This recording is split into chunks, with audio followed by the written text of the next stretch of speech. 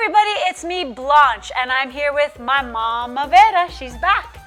And you know, a lot of times, Mom, people, when they want to put dinner on the table, they like casseroles, right? Because they have all the food groups in a pan and they put it in the oven. But there's something special about this casserole we're going to make, Mom. What do you think? I think so.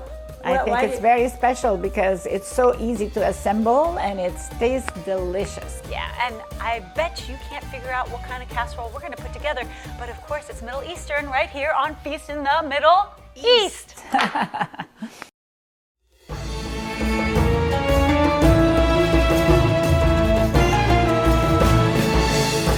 What we're going to make today is Fatet Batinjan. What does Fatet Batinjan mean? Means pieces of bread. It's you could use bread that's a little bit stale. That's perfect. You know, whatever you have, and you cut it in. We don't buy back home. We don't buy breadcrumbs or whatever. We use whatever we have.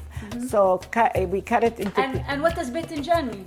Batinjan means eggplant. So word of the day, Batinjan, right? Yeah. So this is going to be a fun casserole because it has crunchy bread. So what I'm going to just do is take this pita bread and we're just going to cut it into cubes basically.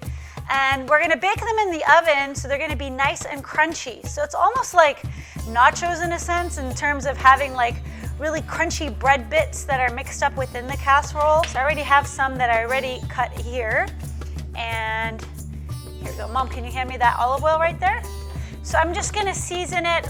I'm just gonna add some olive oil and do you see I'm not measuring, guys, it's all easy. And a splash of garlic powder and just use my hands and combine it. Just like that.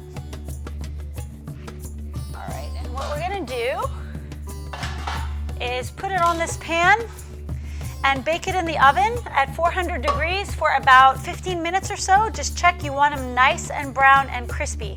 Okay, so while I put that in the oven, Mom, why don't you take away the lamb? Today we're gonna do it with 1 pound of lamb.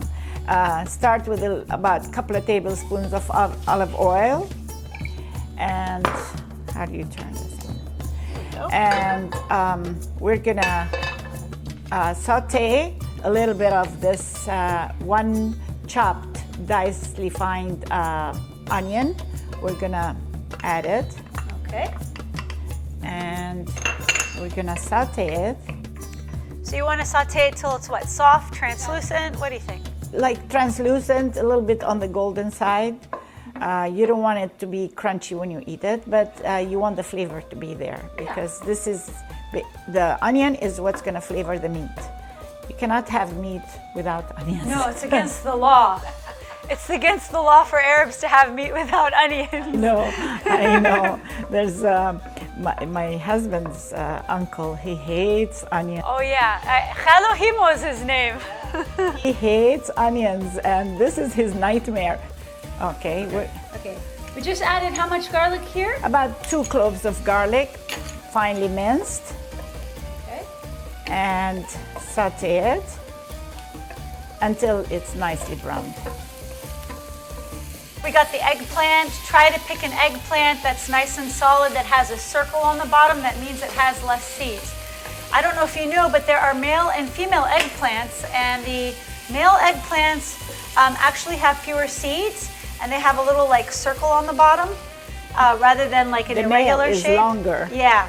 And the female is more round. Like stumpy? Yeah. Is that like real life? That sucks. No. No, but it's true. It's the female is more round. She's more and bigger, voluptuous. And the you male want voluptuous eggplant. Okay, so we're gonna cut the eggplant in cubes as well. And what we're gonna do, which I always do, if you've seen my show before, whenever I have eggplant, what do?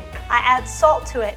Because the salt will make the eggplant sweat, and that sweat or that water that comes out of the eggplant when you salt it, that can make the eggplant bitter, so you need to get rid of that, and then it'll taste nice and sweet when you roast it. So here we go. So before we bake it in the oven, here we go. I'm going to put this here. Oops. So I'm just gonna salt the eggplant. Like normally what I would do is salt the eggplant, let it sit for about half an hour, and then dry it off with a paper towel. any excess water, but because we are doing this quick style for you guys, what I'm gonna do is just prepare it the way I would for the oven. So what I'm gonna do is drizzle it with olive oil all the way around.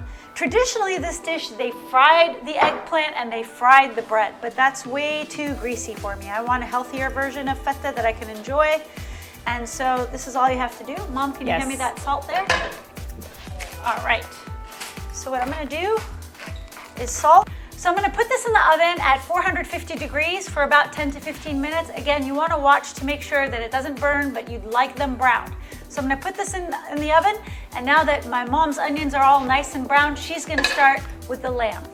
Yeah, this is the lamb. Now, if you don't like lamb, you don't have to do it with lamb. You could also do it with beef.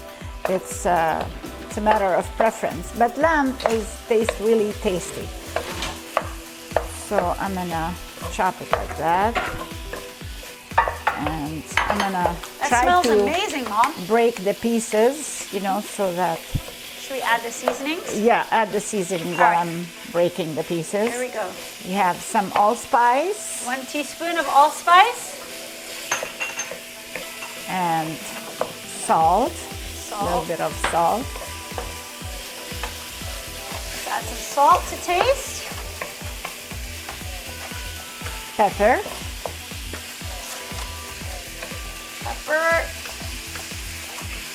And here's some coriander, huh? Coriander, about half a teaspoon of coriander. Okay, half a teaspoon of coriander.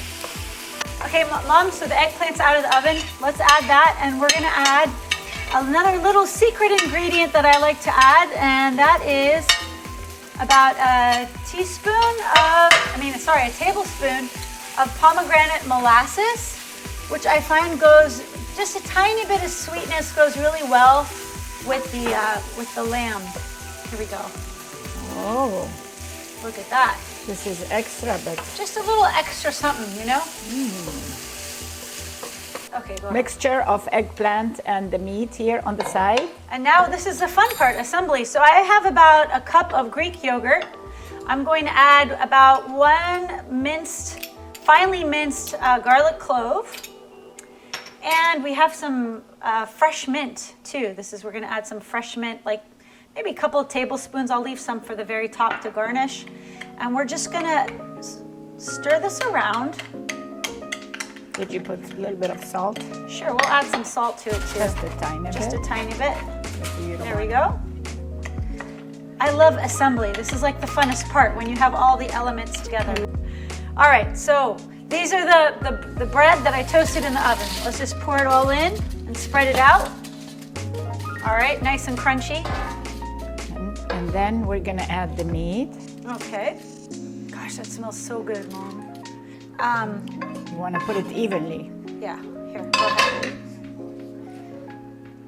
There we go. So there we go. Okay. So we have some yogurt. So this is the yogurt that's gonna go on top. Oops.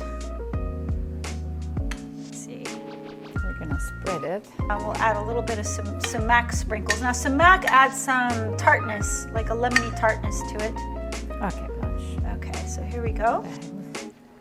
Add some And SUMAC. it adds some pretty color too. I love color. And what else can we add on there? We add the pine nuts. Toasted pine nuts. This is a dish that's very flavorful, very crunchy. And finally, and then some fresh parsley. Parsley, and if you want to add a little bit more of the mint. The mint, yeah, why not? On We top, love why green not? stuff. This is so pretty. This is not your average tuna casserole, right? Look at that. That looks really awesome. It's very colorful and very healthy too. It's got all the food groups in it. So to serve, I got this cute little pot, Mom, from Hebron in Palestine. They're like known for their glassware. They're amazing. They do the most amazing work. So I'm just gonna take a bit here so that you could take a bite and tell me what you think. There we go. What do you think, Mom? Let me see. You gotta have some of the breadcrumbs. You have to have everything in one bite. This is really awesome. The mint and the parsley and the meat and the onions and the garlic. Brings it all out. This explosion of flavors. Totally. And Sahtin. Sahtin. And the cool thing is, you know, even kids can help you assemble because there's so many layers. I guess you could call this a Middle Eastern 7-layer dip, right? I think that's the equivalent. This is a casserole that you cannot assemble it before your guests come. Right. You have to have everything ready, and when they come, it doesn't take too long, as you saw, to assemble it.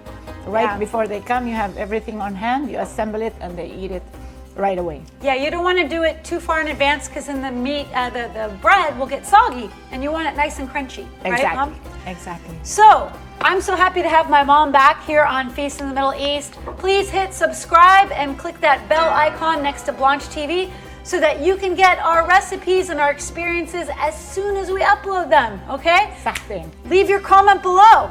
And until Yes. then, yes, sahtin. We're going to keep chomping on this. Here, go ahead, Mom. Isn't this pretty pottery? I love it. I've never added the eggplant with the meat, but I like your way, you know? I usually have 1 layer of meat and then 1 layer of eggplant. But you know what? It's all good. You just toss it all together. Easier, and it is just as good. Exactly. Trust me. It's all going down the same way, and it's really pretty.